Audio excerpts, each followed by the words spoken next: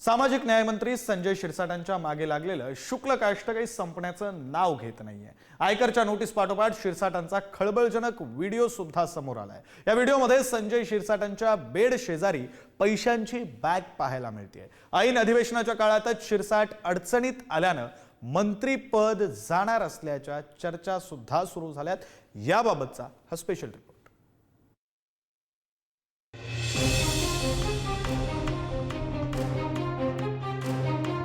बनियांवर बसलेले हे आहेत मंत्री संजय शिरसाट आणि त्यांच्या बेडच्या बाजूला ही आहे पैशांची भली मोठी बॅग।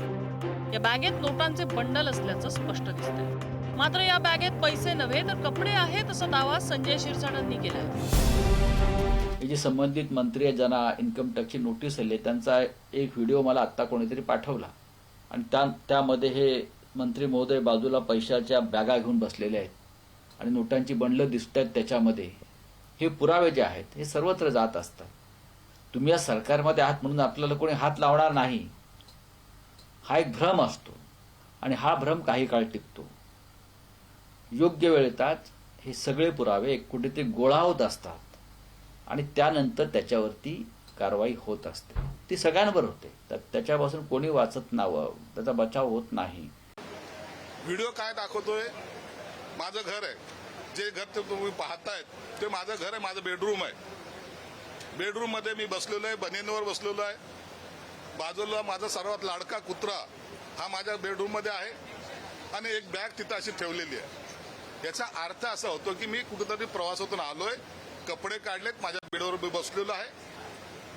अरे मूर्खानो, एवढी मोठी बॅग जर पैशाची ठेवायची असेल तर अलमाऱ्या काय मेल्यात का? त्या काय सगळ्या काढून टाकल्यात का? काय आल्याबरोबर नोटा आहेत त्या बॅग मी अलमाऱ्यामध्ये ठोसल्या असताना, परंतु कपड्याच्या बॅगला सुद्धा यांना नोटा, यांना पैशाशिवाय काहीच दिसत नाही। संजय शिरसाटांच्या दाव्यानुसार हा व्हिडिओ त्यांच्याच घरातला आहे, पण बेडरूम मधली रचना बघता हे ठिकाण एखादं हॉटेल असल्याचं बोललं जातंय। कारण बेडरूम मध्ये एक नव्हे तर 2 बेड्स दिसतायत। शिवाय अशी बेडशीट आणि उशीचे कव्हर सुद्धा अगदी हॉटेल प्रमाणे आहेत।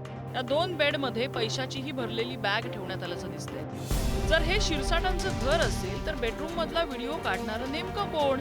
हेही मोठं गौड बंगाल आहे। त्यांना एवढी अक्कल असली पाहिजे की समोरचा संजय शिरसाट आलेला आहे, बनियनीवर बसलेला आहे, त्याच्याबरोबर त्याचा डॉग आहे, घरातले व्हिडिओ काढतात, एवढी जासूसी करतात।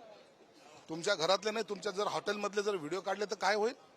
आता आम्हाला त्याचं पाहावं लागेल। आपण सर्वांना आपलं समजतो, एखादा त्याचा जासूस असेल तर ते पाहावं लागेल। आता तो जो व्हिडिओ आहे ना, तिथे काय बेडरूम आहे माझी, ते माझं पहिल्याचं घर आहे। आता मी नवीन घरात राहायला आलो, कधीचा काळातला आहे माहित नाही, कधी काढलाय माहित नाही। याला चौकशी करायचं असेल तर कर। ते स्वतः आता कॅबिनेट मंत्री आहेत, त्यांच्यावर आरोप झालेत, हॉटेल घेण्याचा प्रयत्न, जमीन ढापण्याचा प्रयत्न, हे सगळे आरोप झालेले आहेत। मुख्यमंत्री महोदयांनी स्वतः उच्चस्तरीय चौकशी देखील लावलेली आहे। प्रश्न हाच आहे की ह्या गँगचे बॉस भ्रष्टनाथ मिंदे कारवाई करणार का? उत्तर मी तुम्हाला हे आज पण देऊ शकतो की ते कारवाई बिलकुल नाही करणार। विशेष म्हणजे मंत्री संजय शिरसाटांना नुकतीच आयकरची नोटीस आली आहे। 2019च्या तुलनेत 2024 मध्ये इतकी संपत्ती कशी वाढली याचं उत्तर द्या असे आदेश आयकर विभागानं दिले। धक्कादायक बाब म्हणजे आता यापुढे ब्लॅकचा पैसा चालणार नाही असं विधान संजय शिरसाटांनीच केल्यामुळे अनेक सवाल उपस्थित होत आहेत। शिरसाट यांच्यावर 1-2 नव्हे अनेक आरोप आहेत। आरोप क्रमांक 1, हॉटेल विट्सच्या लिलावात सर्वाधिक 64 कोटींची बोली, बाजारभावानुसार हॉटेलची किंमत 150 कोटी असल्याचा अंबादास दानवेंचा दावा। आरोप क्रमांक 2, संभाजीनगरच्या शेंद्रा MIDC मध्ये ट्रक टर्मिनलचं आरक्षण डावलून 5 एकर जागा पत्नी आणि मुलाच्या नावे मंजूर केली। आरोप क्रमांक 3, नाशिकच्या त्र्यंबकेश्वरमध्ये मंत्री संजय शिरसाटांच्या पंचतारांकित हॉटेलचं काम सुरू। आरोप क्रमांक 4, संभाजीनगरमधल्या साजपूरमध्ये 10 एकर जागा 1 कोटी रुपयात घेतली, बाजारभाव त्याचा 3 कोटी रुपये प्रति एकर आहे। आरोप क्रमांक 5, जालना रोडवर 12,000 स्क्वेअर फूट जागा 6 कोटींमध्ये घेतली। आरोप क्रमांक 6, डिसेंबर 2024 मध्ये साजापुरात 2 एकर 2 गुंठे जागा 1 कोटी 50 लाखात घेतली। आरोप क्रमांक 7, सप्टेंबर 2024 मध्ये साजापुरात 2 एकर 16 गुंठे जागा 60 लाखात घेतली। आरोप क्रमांक 8, साजापुरातल्या हॉटेलसाठी बेकायदा मुरमाचं उत्खनन केल्याचा आरोप। की एका बॅगेमध्ये कपडे आहेत ते माझे आहेत आणि दुसऱ्या बॅगेमध्ये काय आहे ते मला माहित नाही। पण ती बॅग त्यांच्या रूममध्येच आहे ना. मग त्यांच्या रूममध्ये असलेल्या बॅगेमध्ये सरळ सरळ पैसे दिसत आहेत आणि मग ते जर पैसे त्यांचे नसतील तर असं मला वाटतं की त्यांनी ते पैशाची बॅग आहे ती तशीच्या तशी कुठल्या तरी एखाद्या शिक्षण संस्थेला, कुठल्या तरी एखाद्या अपंग संस्थेला, कुठल्या तरी एखाद्या चांगल्या कामाला दानधर्म करून टाकावी. हे बघा, SIT वगैरे फॉर्म करून काय होणार नाही. एक तर तो व्हिडिओ आहे, तो व्हिडिओ खरा आहे असं लोकांचं मत आहे. पैसा आपल्याला दिसतोय.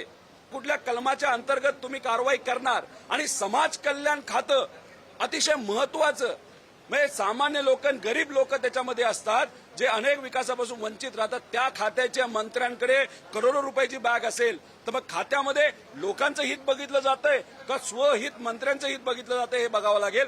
पण मुख्यमंत्री साहेबांना मी विनंती करतो, होम मिनिस्टर तुम्ही आहात, याच्यावर कारवाई झालीच पाहिजे आणि SIT वगैरे करून टाइमपास मात्र केला नाही पाहिजे. कारवाई करायची असेल तर समोरासमोर कारवाई करून दाखवावी. गेल्या काही दिवसातील प्रकरण बघता मंत्री संजय शिरसाटांचा पाय पुरता खोलात गेलाय. आधी हॉटेल विट्स लिलावाप्रकरणी गृहमंत्री फडणवीसांनी केलेली उच्चस्तरीय चौकशीची घोषणा, त्यानंतर वाढलेल्या संपत्ती प्रकरणी आयकर विभागाकडून आलेली नोटीस आणि आता पैशानी भरलेल्या बॅगेचा व्हिडिओ समोर येणं, हा सगळा घटनाक्रम निव्वळ योगायोग नक्कीच नसावा. त्यामुळे मंत्री संजय शिरसाटांची विकेट पडणार का हे लवकरच स्पष्ट होईल. ब्युरो रिपोर्ट, पुढारी न्यूज.